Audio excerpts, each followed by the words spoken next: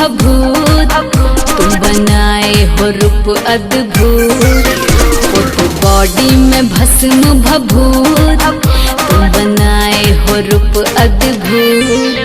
तेरे एज के लड़के तो बस मस्ती में बहते हैं। हम भक्त हैं महाकाल के, उनकी भक्ति में रहते हैं।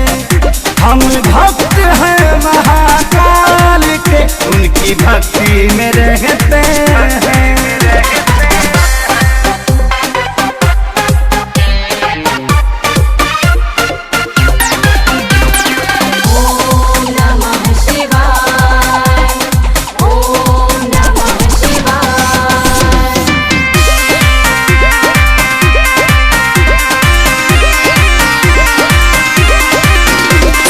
गाते हैं रिमिक्स गाने, तुम तो डमरू बजाते हो। पीते हैं सारे बियर भांग का गोला तुम खाते हो।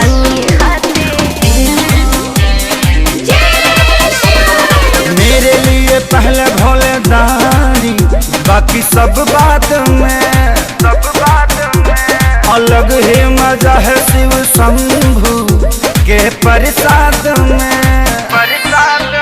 तुम होड़ भंगी बात ये बस्ती में कहते हैं। हम भक्त हैं महाकाल के, उनकी भक्ति में रहते हैं। हम भक्त हैं महाकाल के, उनकी भक्ति में रहते हैं।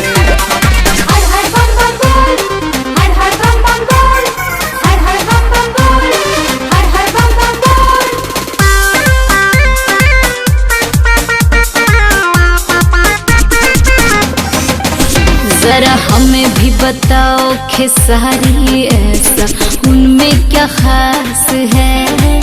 हर छोड़ के सारे सुख सुविधा वो बसे कैलाश है।